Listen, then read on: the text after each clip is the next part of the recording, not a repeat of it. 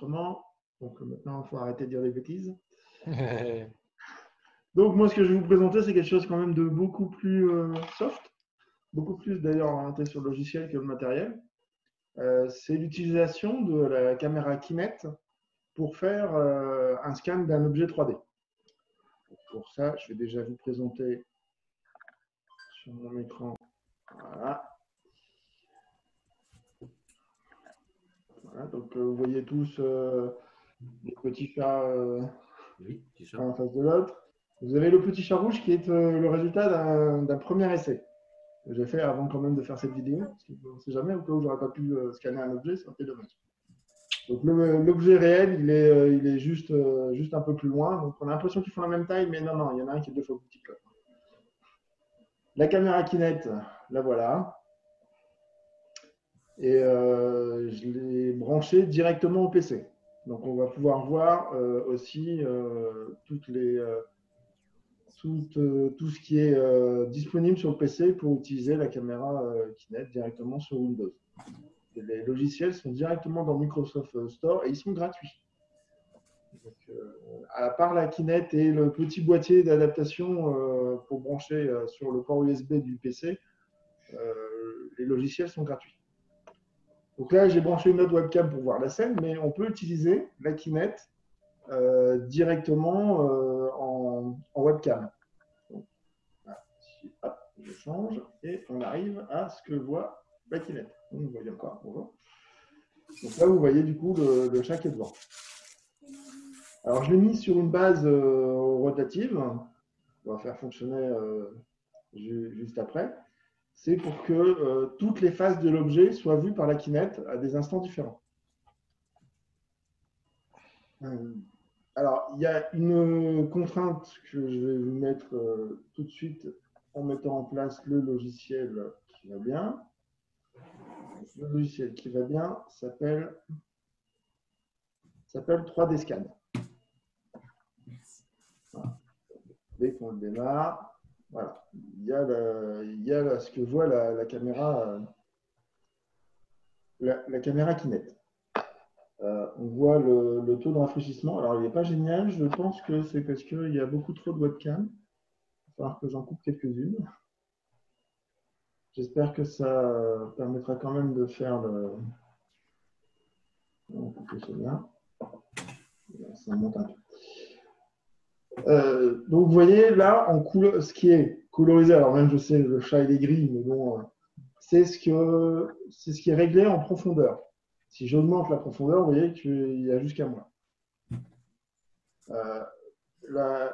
Le Kinect, c'est pour le scan. Si vous mettez une partie qui est fixe et une partie qui sera en rotation, il va y avoir un problème pour trouver tout l'objet, parce que la partie fixe restant fixe, c'est le principe, il ne va pas savoir distinguer les deux. C'est soit il faut que tout l'objet tourne, soit que vous tournez avec la Kinect autour de l'objet.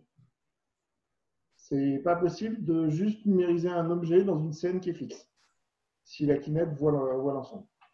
Donc là, avec l'objet, on a juste la profondeur à 70 cm, c'est parfait, on a juste l'objet qui est en couleur. Une fois que les paramètres sont réglés, il suffit de cliquer sur numériser. Alors bien sûr, il faut d'abord mettre en route la rotation de la base. Voilà. Donc la base, elle tourne, c'est juste un moteur pas à pas piloté par un Arduino. Donc dès que c'est alimenté, ça fait tourner la base.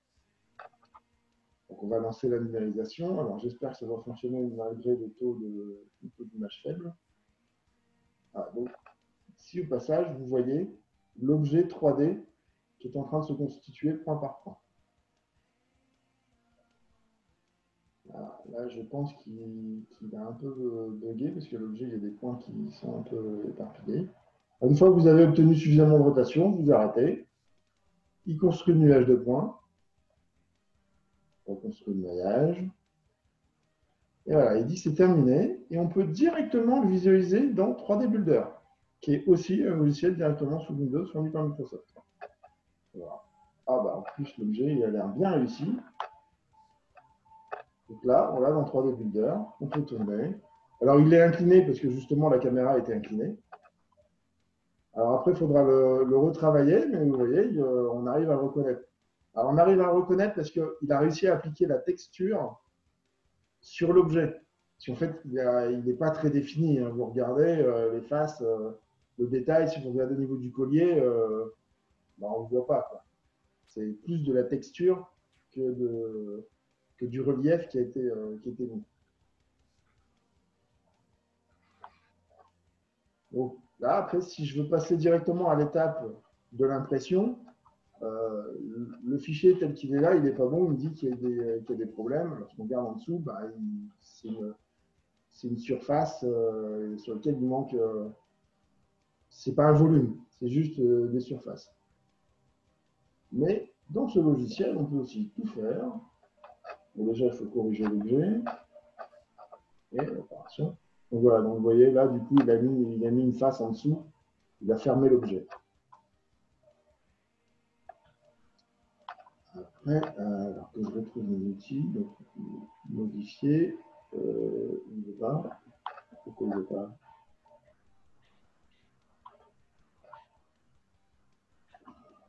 Sélectionne ton objet avec ta souris. Effectivement. Merci. Donc, on peut fractionner. Et là, la partie fractionnée va permettre de retirer ce qui nous a intéressé, pas de l'objet. Donc, on peut régler la hauteur et on peut aussi régler l'inclinaison du plan. Donc, on peut vérifier la partie qu'on veut prendre. On peut soit conserver vers le haut, soit conserver vers le bas, mais là, c'est le haut qui m'intéresse, hein, vous avez compris. Et je fais fractionner. Voilà. Donc, j'ai mon objet. Superbe.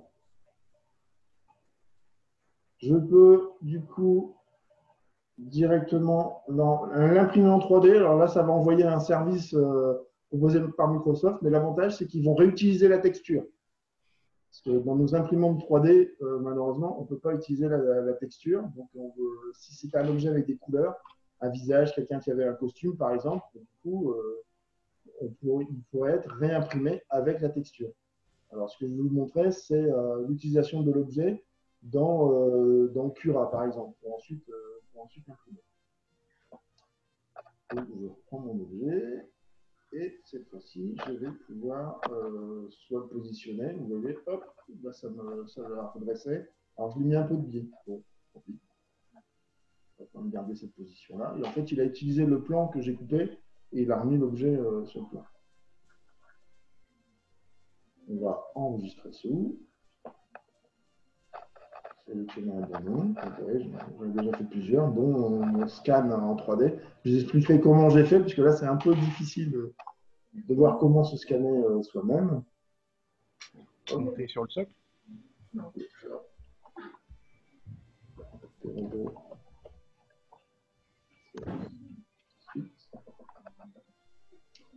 Alors là, je l'ai exporté directement en 3MF. C'est le format de Microsoft qui permet de conserver la texture. Alors, si vous l'importez dans Cura, ce qu'on va essayer de faire tout de suite, il va y avoir un problème parce que ce fichier contient aussi la position de la caméra. Du coup, il essaie de tout faire. Alors, déjà, là, je vais tout fermer. J'en ai plus besoin non plus. C'est quoi la Kinect? C'est la version 1 ou la 2? C'est la version 2, c'est la dernière version, celle de la Xbox One, si je ne me trompe pas. Et qui nécessite un adaptateur qui était vendu jusqu'à pas longtemps par Microsoft, mais Microsoft a tout arrêté. Heureusement, l'adaptateur est encore vendu par des sociétés chinoises, des sociétés tiers, quoi. Et donc, on peut encore récupérer. Et le framework qui permet aussi d'utiliser des logiciels 3D Scan et compagnie sont encore disponibles, mais on ne sait pas encore pour combien de temps, parce que Microsoft a décidé d'arrêter le projet, malheureusement. Donc, si vous avez des Kinect, prenez les programmes tout de suite, essayez, et une fois que vous l'aurez, ce sera déjà pas mal. Donc, là, c'était mon ancien modèle, au cas où ça ne marche pas. Hop. Là, on va l'ouvrir. Donc, on va ouvrir le chat de la robot. Hop, je l'ouvre, et puis il me le met carrément à l'autre bout. Parce que vous voyez là, il a inclus une autre zone qui me sert pas. Donc, c'est pas grave. Je vais retourner dans le logiciel du builder. Voilà. Donc, voilà. Et cette fois-ci, au lieu de l'enregistrer sous le format 3MF, ben, je peux prendre directement en format STL. Hop, je l'enregistre. Oui, donc là, il dit qu'on va perdre la texture. Normal. Je reviens sur Cura. Je refais un open, cette fois-ci du STL. Au passage, si vous voulez une représentation de l'objet dans... j'arrive pas à bouger le il y a possibilité d'avoir une prévisualisation des objets STL dans l'explorateur grâce au 3D Viewer, 3D Builder, qui sont des outils qui s'intègrent, qui sont intégrés à Windows aussi depuis la version Creator. Donc je reprends mon objet, je l'insère, et cette fois-ci, vous voyez, il n'y a pas de problème.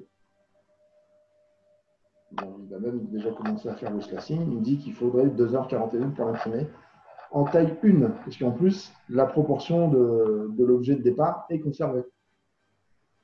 Non seulement il sait à quelle distance, mais du coup, il sait aussi à quelle taille. Donc, là, il y a sa taille, il fait à peu près 110 cm de haut. On peut mesurer sur l'original, mais voilà, donc une fois que vous avez l'objet, alors là, au passage, on voit vraiment que c'est la texture qui permettait de rendre plus d'éléments. Le fameux collier du chat égyptien, ben, là, on ne le voit pas du tout. On perd beaucoup en détail sur ce scan 3D. Ce n'est pas un scan très précis, parce qu'on n'a que la précision de la caméra. Et la précision de la caméra Kinect était faite pour détecter les êtres humains à une certaine distance pour pouvoir interagir avec les jeux. Donc, ce n'est pas fait pour des scans de petits objets, mais ça donne quand même un bon résultat. Et pour ceux qui sont un peu graphistes dans l'âme et qui aiment modifier les objets, ils peuvent scanner un objet d'une taille suffisamment grande et après aller modifier eux-mêmes les attributs. Donc, ça peut être un point intéressant comme point de départ pour démarrer ces sculptures virtuelles. Donc ça, c'est l'objet que je vous ai scanné là en direct. Et je vais vous expliquer maintenant comment j'ai réussi à obtenir le scan. Alors, je vais changer l'objet, je vais l'ouvrir. C'est tous mes échecs. Donc, au départ, je vous disais sur les éléments en cas de distance, vous voyez, si la distance n'est pas bonne, ça fait un peu du gros n'importe quoi. Là, il y avait même un problème entre la texture, la caméra en elle-même et le détecteur de profondeur. Ils n'étaient pas parfaitement synchrones, alors le visage n'est pas collé sur la bonne partie du modèle. Tout ce petit problème de parallaxe, en fait, il se corrige bizarrement en ouvrant l'application caméra de Windows qui vient recaler la caméra visible alors qu'il n'a même pas connaissance de la caméra de distance. Je n'ai pas compris pourquoi, mais c'est comme ça que ça marche pour recalibrer la caméra. On va toujours chercher à comprendre. Donc voilà, donc là je repasse sur un objet qui a fonctionné. Voilà, on scanne. C'était avant que je passe chez le coiffeur.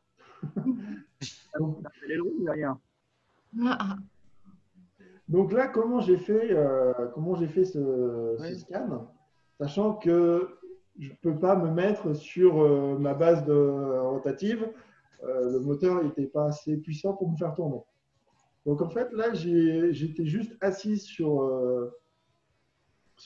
ma chaise de bureau et j'ai tourné lentement avec la caméra qui me filmait. Donc j'ai utilisé les mêmes règles de profondeur. Donc, au passage, on voit qu'il voyait aussi le dossier de ma chaise de bureau. Et on voit qu'il ne voyait pas entre les deux. puisque si, Ah, je croyais que tu étais dans une Formule 1, c'est pour ça. ah, oui, ça peut faire aileron voiture, effectivement. Mais non, c'était pas l'aileron de la voiture, modèle réduit dans lequel j'étais. Là. Il a toujours été aérodynamique, Pascal. Donc là, ce que j'ai fait, c'est que j'ai moi-même tourné avec la caméra. Et ce qui est important à dire, c'est normalement, quand la caméra perd le fil lorsque vous tournez, c'est-à-dire si jamais vous tournez trop vite, le logiciel vous le dit, il vous dit attention, j'ai perdu le flux, remettez la caméra au bon endroit. Alors seulement quand on fait un selfie, ben, on ne le voit pas. C'était pas évident à faire ce selfie. J'ai dû m'y reprendre pas mal de fois à tourner autour de, enfin, tourner sur ma chaise avec la caméra d'un côté et l'ordinateur de l'autre. L'avantage qu'il y avait pour pouvoir le faire quand même, je vais faire des scans, c'est qu'il y a possibilité de mettre un minuteur. Alors, est-ce que le logiciel peut pas démarrer? J'ai perdu la caméra peut-être. J'ai perdu le logiciel. Ok. On va le démarrer. Hop, voilà. Donc il y a possibilité de mettre un minuteur, de le démarrer manuellement. Donc là, c'est en appuyant sur le bouton numérisé, et de l'arrêter manuellement. Donc là, c'est comme s'il n'y avait pas de minuteur. Mais on a aussi possibilité de mettre le minuteur pour qu'il démarre 5 secondes après avoir cliqué et qu'il s'arrête tout seul au bout des 60 secondes. Donc, si là, par exemple, je fais 30 secondes, je clique sur numériser. Vous avez le compteur pour dire il faut se mettre en place. Et après, c'est parti. Donc là, pareil, on revoit le dessin de l'objet. Au passage, on voit qu'il masque tout ce qui n'est plus dans le champ de détection. Donc là, je peux bouger, faire ce que je veux, la caméra ne me voit plus. Et donc, la partie construction de l'objet n'est plus visible. Et au bout des 30 secondes, voilà, donc là, il y a 15 secondes, donc ça commence à décompter. Ce qui manque, c'est qu'il aurait pu avoir un signal sonore pour que quand l'utilisateur fait son selfie, il ne l'a pas. Mais on ne voit pas forcément l'écran. Est-ce que la résolution s'améliore si tu mets un temps beaucoup plus long ou ça reste… Alors, en fait, le temps permet effectivement de construire le nombre de points qui avaient visible à la base. Donc, si on tourne plus lentement, mais qu'on met du coup un temps plus long, il va faire plus de points. Le facteur qui était important aussi, c'est le nombre d'images par seconde. Parce que ça permet de suivre mieux l'objet. Parce que si l'objet tourne vite, mais qu'on a un bon débit d'image, il arrivera quand même à suivre. Mais si l'objet tourne très vite et que le débit d'image est faible, il risque de perdre l'information. Donc, là, ce qu'il faudrait que je fasse, c'est que j'accélère un peu la rotation.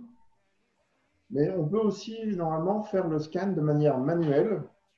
C'est-à-dire, on a la caméra Kinect dans la main et on déplace manuellement autour de l'objet. Donc, pour scanner une personne entière, si la personne reste fixe pendant tout le scan, attention, pas bouger, pas éternuer, pas respirer non plus, pendant 2 minutes, le temps de faire le tour.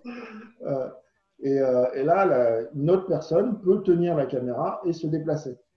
Et le logiciel indiquera quand la personne se déplaçait trop vite et du coup doit revenir en arrière pour se remettre à la même position. Pour justement repérer les différents mouvements. Parce que c'est en fait parce que les images sont décalées, mais proches les unes des autres, qu'il arrive à relier les images entre elles. Un peu comme le principe qui est utilisé sur des images visibles. On prend plein d'images visibles de plusieurs angles et il y a des logiciels qui sont capables de reconstituer le volume. Là, en plus, on a un détecteur de distance, donc c'est lui qui est utilisé en priorité. Mais pour coller la texture au bon endroit, Là, c'est la partie visible qui vient rematcher. Et donc, le fait que les images soient proches permet du coup de bien synchroniser l'image. Alors, ce que je vais Je peux vous faire une montrer, remarque? oui, Oui, en fait, les problèmes que tu rencontres là aujourd'hui, c'est des problèmes que rencontraient 100 ans avant les frères Lumière avec les films, quoi. En c'est-à-dire, fait, il fallait qu'ils fassent des expositions lentes, longues, etc. Tu étais en train de oui, je réinvente. voir en 3D les mêmes choses qu'ils ont vues, eux, il y a 100 ans, quoi, sur la 2D. C'est juste une petite aparté. Donc, je vais vous montrer l'effet que peut avoir le scan sur une partie fixe. Donc, j'augmente la zone. Vous voyez que là, maintenant, j'ai une partie fixe en bas, qui est visible de la caméra, parce qu'elle est légèrement colorisée. Donc, je vais retirer Et, le minuteur. et mettre plus de contraste, c'est pas mieux pour le sujet? Et plus de lumière, peut-être, ou... Alors, pour la partie texture, oui. Après, pour la partie lecture de distance, c'est une caméra infrarouge qui envoie une maille et truc. Donc là, ça ne change rien. En fait, la partie vraiment distance, je pourrais être dans le noir. On verrait quand même les éléments de distance. Parce que là, c'est une source infrarouge qui est directement fournie par la caméra.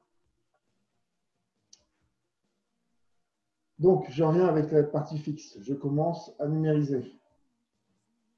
Donc, on voit que ça a l'air plutôt de bien se passer sur l'objet. Il va réussir à me scanner. Là, j'ai fait plein d'essais, ça n'avait pas marché, et puis là, ça va marcher à tous les coups. Bon, a priori, il a fait le tour. Hop, j'arrête. Effectuer l'image.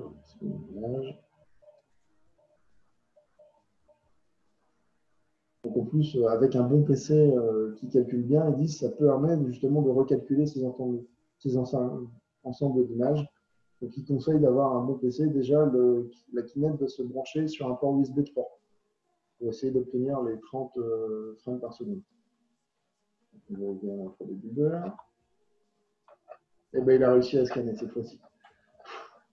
Je voulais vous montrer qu'avec la base, il n'y arrivait pas, mais en fait, il y est arrivé cette fois. Vous voyez, on peut scanner un peu plus s'il faut. C'est de meilleure qualité, non? Il y a plus de détails? Non? Pas? Ah non. Non, non, il n'y a pas plus de détails. Il y a des zones qui n'étaient pas visibles avant, donc là, effectivement, on voit un peu plus de détails au niveau des pattes. Il y a le support qui est visible. Au passage, on voit la couleur de la base rotative Ouais, c'est marrant, ouais. qui est vert, alors que la texture au-dessus est noire et grise. Bon, parce que j'ai eu des effets bizarres lorsque j'avais essayé avec des bases un peu plus fixes, où il perdait le scan et parfois, voilà, Hum. il pouvait donner ça. En fait, là, le champ était trop loin, donc il y avait l'objet et tout ce qu'il y avait derrière, tout ce qu'il pouvait voir. Donc, y compris, si je le mets comme ça, c'est par rapport à la caméra. Ah ouais, il y a toi, on te voit. Il y a moi derrière, et puis il y a même le mur, en fait. Donc, il est allé jusqu'à voir le mur. Et du coup, l'objet derrière, il n'a pas vu, il n'a pas réussi à associer la texture. Donc, c'est pour ça qu'il faut bien gérer la profondeur quand on scanne. Parce que toute cette partie-là était fixe, alors que c'était l'objet devant qui tournait. Donc, il n'a pas réussi à distinguer les deux. Voilà, donc est-ce que vous avez des questions? J'ai vu qu'il y avait pas mal de choses qui passaient sur le chat, mais que j'ai pas pu regarder. Donc,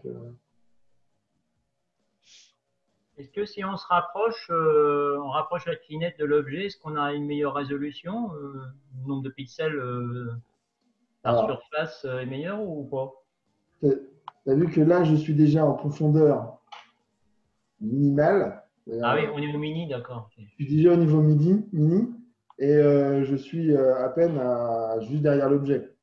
Donc, Ah ouais, rapprocher l'objet plus, je peux, mais après, il faut une distance minimum aussi pour que l'objet soit visible à la fois de la caméra visible et de la caméra infrarouge. ah ouais, ok, d'accord.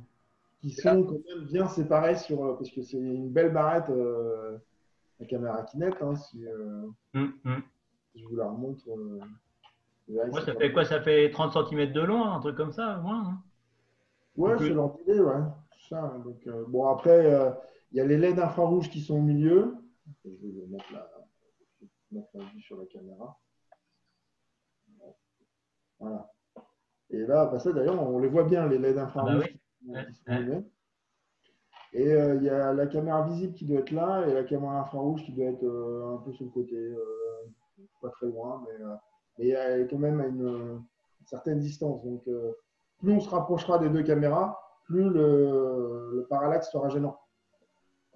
Là, il est corrigé parce que c'est suffisamment loin. Et comme a priori la partie suivie de la texture visible est importante pour l'ensemble, il faut respecter. Enfin, oui, ce que j'aurais aimé effectivement utiliser une plus grande zone de la caméra pour l'objet plus petit pour avoir plus de détails. Mais j'ai pas réussi pour l'instant. Mais je vais continuer de chercher et puis il y aura peut-être aussi de possibilités d'utiliser d'autres caméras avec des capteurs de distance, ça se fait de plus en plus, avec certainement des résolutions plus importantes. En fait, je vais te couper, mais malheureusement, avec ce genre de caméra, tu n'auras pas une bien meilleure qualité parce que la depth est complètement foireuse chez Kinect. Et c'est un peu aussi pour ça qu'ils ont créé la Kinect 2 qui était bien mieux que la 1. Mais aussi pour ça qu'ils ont arrêté la Kinect 2 parce qu'il y a des nouvelles caméras 3D qui sont clairement au-dessus en termes de résolution et en termes de FPS. Et malheureusement, pour un scan 3D, ben, la Kinect 2 ne fait pas vraiment l'affaire parce qu'elle doit être trop loin, comme tu viens de le dire. Donc, ce qui fait que ça perd beaucoup de détails et la résolution de la caméra fait que tu peux en faire 2 fois plus du coup à cause de ces deux facteurs-là. Donc, tu devrais plutôt voir pour passer sur une autre caméra stéréoscopique, par exemple, qui aura une bien meilleure résolution. C'est exactement ce que je dis. C'est avec le Kinect qu'on a chez soi, pour ceux qui ont une on peut faire ça. Mais d'autres caméras, il faut utiliser d'autres caméras, d'autres capteurs pour améliorer les résolutions. Ouais. Alors après, ce qui serait intéressant de voir, c'est est-ce que le fameux logiciel 3D Scan et 3D Builder serait capable de fonctionner avec d'autres capteurs que Kinect. La Kinect dans Microsoft, dans Windows, tu as déjà les drivers, tu as tout, non? Il la reconnaît directement, non? Et il ne la reconnaît pas directement. Il faut installer le petit SDK. Mais une fois que le SDK est installé, tu la branches et il la reconnaît direct. D'accord. Le 3D Scan ne marche exclusivement avec la Kinect et rien d'autre. Après, c'est d'autres logiciels. Bon.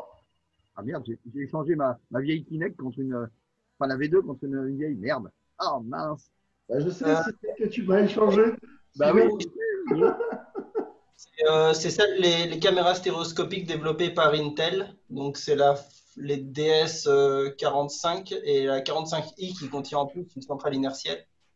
Et franchement, avec elle, on obtient vraiment des trucs vraiment sympas. Même si tu bouges autour de l'objet ou que tu fasses bouger juste l'objet, tu obtiens vraiment des résultats vraiment, vraiment cool. Et je crois qu'ils ont un soft qui permet aussi de faire des scans 3D comme ça, avec une plateforme rotative.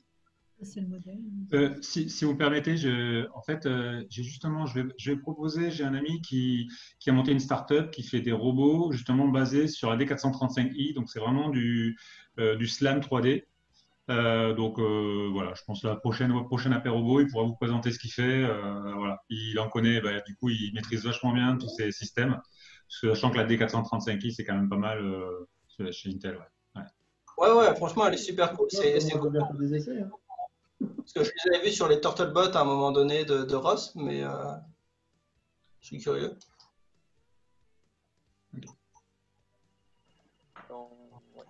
Ils utilisent aussi la D435 et c'est vrai que c'est pas mal. Parce que j'étais en train de regarder sur eBay, là, je pourrais racheter une Kinect V2, disons, ils sont pas donnés, hein. Ils se grattent pas. Non. Non, il faut que tu ailles dans les magasins d'occasion du style les trucs de Lille, les dépôts-ventes, machin. Ils les vendent 3 francs 6 sous. Ouais, parce que là, c'est 200 balles. Ah non, j'ai passé à 9. Après, tu dois acheter l'adaptateur aussi qui coûte encore. Non, certains le vendent avec, là. Sur eBay, certains le vendent avec, mais enfin, quand même, à ce prix-là. Bah, c'est rare, hein. Enfin, c'est arrêté de production, donc les gars ils gonflent les tarifs. Hein. Non, les trucs d'occasion. Ou sinon, tu trouves la console d'occasion. Hein. La console, t'en fais ce que tu veux, mais tu gardes la Kinect. Ça te coûterait Ouais. largement moins cher. Hein. Ancienne boîte, Ouais. on utilisait les Kinect 2 aussi, et il y a des clones chinois qui ont émergé dès que Kinect a arrêté de produire la Kinect 2, qui étaient vraiment pas très chères. Ah, j'en ai vu sur AliExpress. Elles sont pas, franchement, enfin, je sais pas si c'est bien ça, mais le modèle est ridiculement petit. C'est vraiment un petit bandeau en fait. Elles Ah, sont parce que toutes là, petites. en fait, c'est la V1 et c'était avant que Kinect rachète. Ça, c'était PramSense qui faisait ces Kinect-là, enfin, ces Ouais. modes-là. On va dire que c'est la version bêta de la Kinect 1. Mais ils ont fait la Kinect 2 en Chine. En fait, c'est une société chinoise quand Kinect a arrêté, qui s'est mis à les cloner parce qu'il y a plein de gens qui avaient besoin de ça pour faire des scans. Bah, tu vois, mon ancienne boîte, par exemple, utilisait ça. Clairement, c'est pour ça qu'ils ont passé chez eux quoi, pour les acheter. Si je te retrouve le lien, je le posterai dans la conversation. Ils sont forts, ces Chinois. Ceux qui Tu cherches des trucs qui existent nulle part, ils sont capables de te les faire. C'est formidable. Moi, Bah, on leur envoie les plans pour qu'ils les fabriquent. Quand tu dis on arrête de les fabriquer, bah eux ils continuent. Hein. Ils continuent. Hein. Ils sont formidables, ces gens. Ils sont formidables. Quand il y a du pognon, ils sont là. Hein. Ah bah oui, tu m'étonnes. Tu m'étonnes. Remarque, sans eux, je sais pas ce qu'on ferait. Hein. Les cartes, Bah, c'est pas nous qui allons les fabriquer. Hein. Ça serait un peu compliqué quand même. Hein. bah, pareil hein, pour mon robot aussi. Hein. Il y a des trucs, tu as beau chercher partout, aux États-Unis, en France, tout ce que tu veux, en Europe. Tu trouves pas le matos. Mais par contre, en Chine, ils ont pensé à le faire. C'est des trucs tout cons, mais ils ont pensé à le faire. Bah, C'est... Quand tu le trouves en Europe ou en France, bah en fait il est quand même fabriqué là-bas et vendu 10 fois le prix chez nous. Ouais, c'est ça au final. Moi, en modélisme, tous les lipos, on achète ça là-bas. Les cerveaux, pareil, Ah oui. achetés là-bas. Quoi. Il y a pas... En France, il n'y a plus. Alors... Ouais, tu m'étonnes. Tu m'étonnes. Tout, bah, si tu parles de modélisme, hein, tu peux regarder les magasins de modélisme qui existent encore en France. Hein. Il y a qu'ils en ont plus. Hein. Ça a tué le truc, par contre. Oui, j'en ai un, moi, à côté de chez moi, en Enghien. Je pense que c'est un des derniers qui reste sur Paris. Ouais, je pense aussi, ouais. C'est un des derniers, mais oui, il y en a encore un et c'est rare. Hein. Et puis alors, je ne sais pas les prix, quoi. Il y a une brocante à Méru. Toujours. Elle marche toujours la brocante à Méru. Je sais pas s'ils la font cette année ou pas. Je sais pas. Non. Et puis, La il broc- n'y avait pas Ah, de... le... il y avait plus de trucs d'occasion. Les gens venaient peu, il n'y avait plus de trucs d'occasion. C'est ouais, c'est Au bout d'un moment, il n'y a plus rien à vendre. Hein, si tu arrives à retrouver du matos. non, puis les gens, bon voilà. Après, pour fidéliser les gens dans ces trucs-là, c'est un peu compliqué. Ouais. Ah, tu m'étonnes. Ah oui, c'est vrai. C'était ton salon à Méru, à Méru, c'est ça?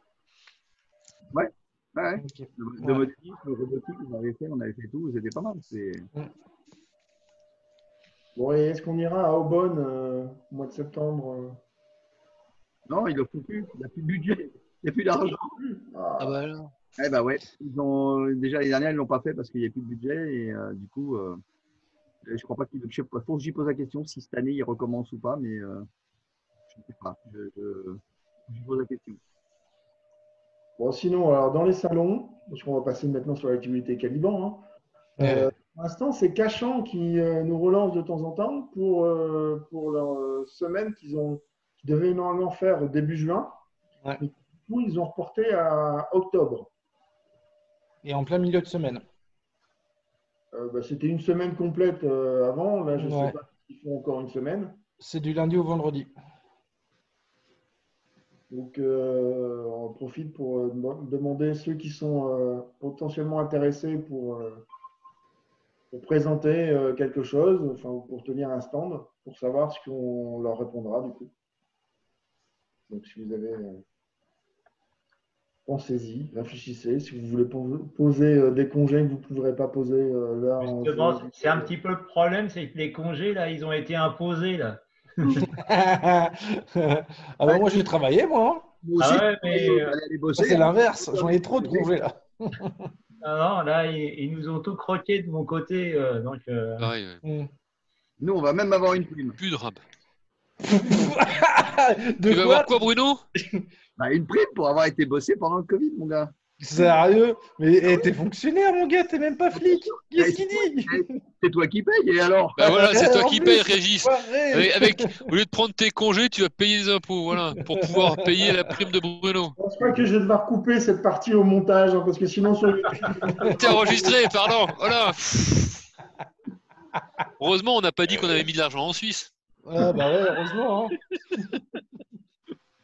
On l'a pas dit. Cacher les lingots. Ouais, je vais arrêter l'enregistrement, comme ça vous pourrez redire des bêtises. Oui.